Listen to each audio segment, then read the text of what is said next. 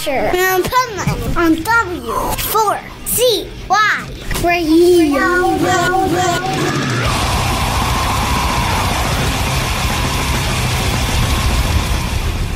Wake up, America! It's time for the Adventures of Pipeman on W4CY.com, West Palm Beach's #1 internet radio station. Here's your host, the Pipeman.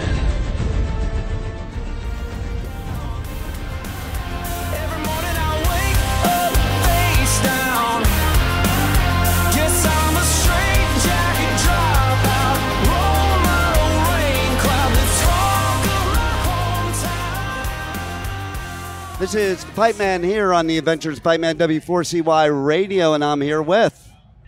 Damn, I was going to come up with something good, but you caught me off guard on that one. I was going to say Gene Simmons or something. It's Austin Meade here.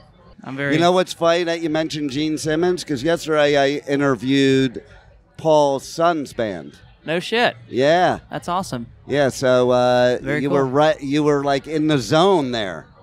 Somehow, I mean, I don't know. Maybe it just dropped from the sky. That's right. So, Aftershock, do you love this festival or what? Pretty badass, man. It's my first time here, so we're just checking it out. Yeah. What do you think of this media area? Like, it makes you want to come and do media, right? Yeah, there's some good shade here. Yeah, there's and you definitely some got good the shade. open bar, you got the drip bar, and then if you're here long enough, they're going to cook some food from some chef. I had some food earlier. We're going to keep going with it. Nice. So Yeah. Tell our listeners who have never heard you before as an artist what you're all about. I guess just honesty and songwriting, and I like big guitars. I love old rock and roll. Maybe it's a little bit of like that old school stuff mixed with like the new alt rock stuff. That's pretty cool. Not really sure. But I like old school rock and roll vibe because that's making a comeback, actually, it seems like. I don't know that it ever disappeared. Maybe some other people just had a bigger face on it, but I just love to play our thing and just to be honest about it, and just like, I don't know, it's so much fun to interact with people on stage, and if anybody in the crowd knows what you're singing, you're like, damn, I'm a lucky guy. I know, that's wild, right? Yeah. When they start singing your shit, it just kind of blows your mind, I would think, you know? Like, how do they already know that? Especially this far from home, man. We're a long ways, so. Where is home for you? South Texas, or by San Antonio, so not deep South Texas, but what most people would consider the southern part of the state. Yeah, my friends that are Even in Death, that's where they're from, too. Love it. So, what was that one moment in life where you're like, man, this is what I got to do? I don't think there was one moment for me. I think it was a bunch. I mean, my dad is a really big influence on me, which my dad's actually here somewhere today. He's watching some shows. That's way cool. So, I love that. That was a big thing, growing up with him, just loving rock and roll and loving festivals and stuff. So that was most of it. And then, a couple times I got to be real close and see some artists up close. Cody Canada is one of them. He's from the, like the red dirt scene, but he's a rocker through and through, baby.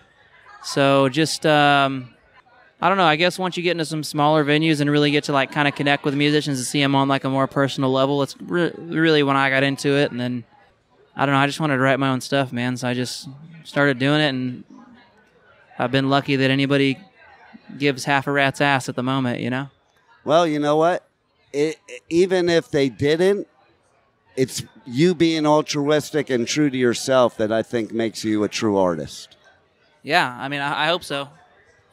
Right? And then, so you do write some heavy-duty shit that's really cool lyrics. Heavy duty, yes, heavy duty. Heavy duty. I definitely like to I like to make people think about the tough shit. One of my favorite things is, just making people think about stuff that hurts in as few words as possible, and kind of fuck with my mind, which hopefully fucks with other people's minds. And I mean, we can do it in a fun way, or we can do it in a really deep and painful way. So I kind of go back and forth between both.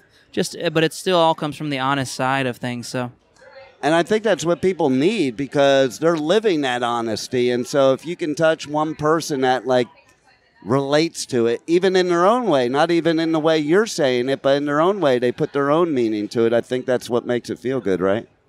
Yeah, I guess so. Maybe I'm selfish. Maybe I do a lot of it for myself just to get out the emotions and shit. But well, hey, that's part of it. You know, that's part of being an artist. I mean, like, I don't think somebody would be an artist without using it as therapy. It's therapy for you as the artist, therapy for me as the listener.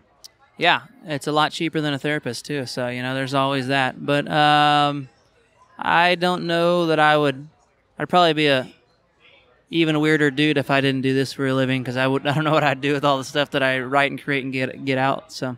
And speaking of which, okay, so if music wasn't an option, what are your passions then? Well, I wasn't good enough to play golf on the PGA Tour. I would have loved to do that. Other than that, man, I love working on stuff and building stuff. So maybe something with vehicles. I loved, just outdoors and agriculture. So I don't know. Maybe I would have started my own house, home building company, or maybe I ended up getting into some kind of farming or some kind of auto stuff, something with my hands. That's pretty cool. And so during that time that we had crappy lockdown, did you get to have enough time to do some of those other things since you weren't on the road all the time? I mean, I still do. I think we do most of it on the road whenever we end up working on shit, whenever we're trying not to get stuck on tour from town to town.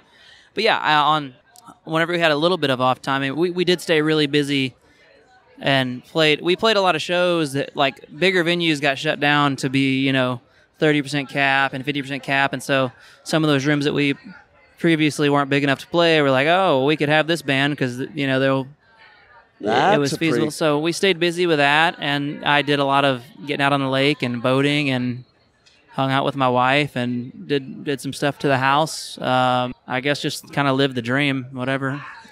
and if you're living life the way you want, that is the dream. I think, like, people put too much on what that is. But what I love hearing is all this stuff that you do, because I think listeners, they don't realize that, you do have, like, another part of life and things that you like and things that you do. And it's not just, hey, I'm up on stage performing.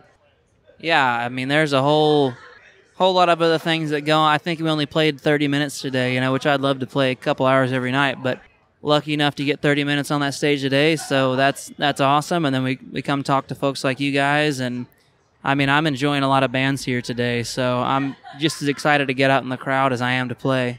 Who are you most excited to see today? Probably Queens of the Stone Age. I haven't seen them yet. Nice. They were at Louder, and they were good.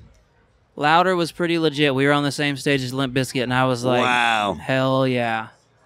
That would be cool if he just came out. Or if he was side stage. What would you do if he was side stage watching your show?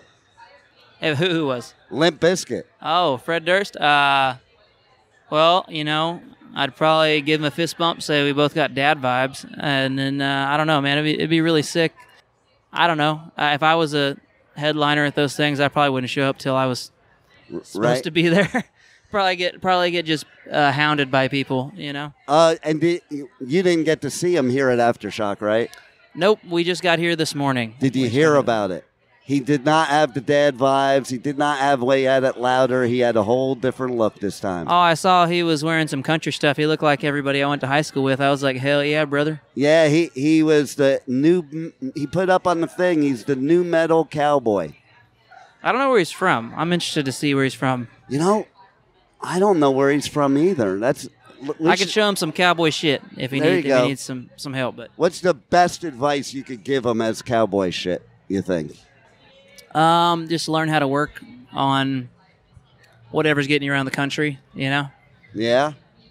Learn how to get yourself out of situations. Learn how to get home. I think that's all important. You know why? How many musicians go out on tour and shit happens, and then they don't really know what to do at that point? Happens to me all the time, but I try to take one of those. Every single one of those is like a learning experience.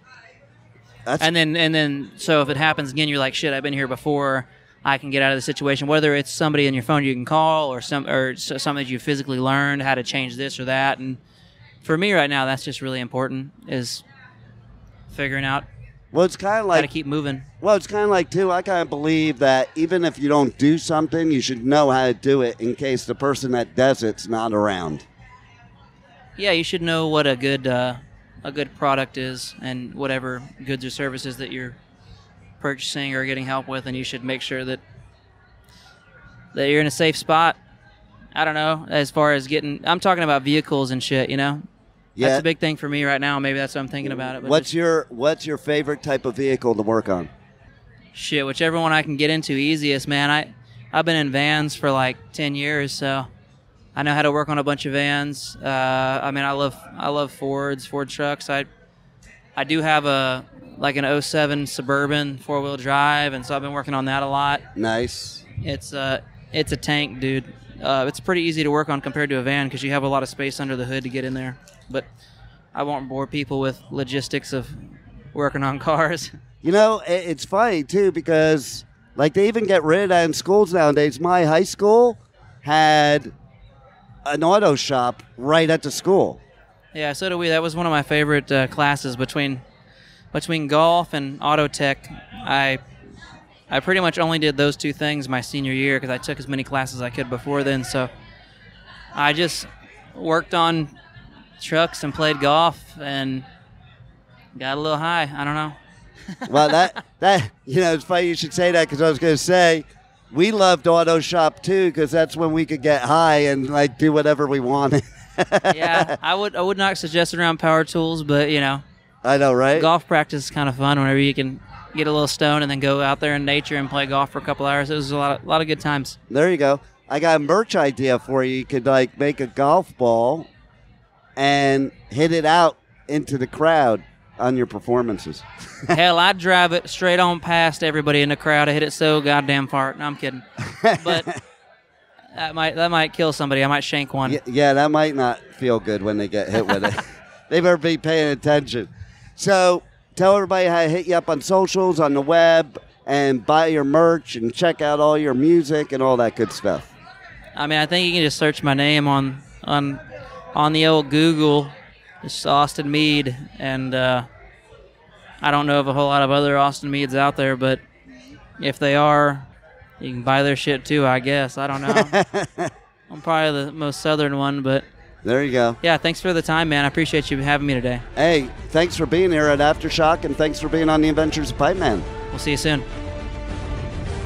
Thank you for listening to the Adventures of Pipeman on W4CY Radio.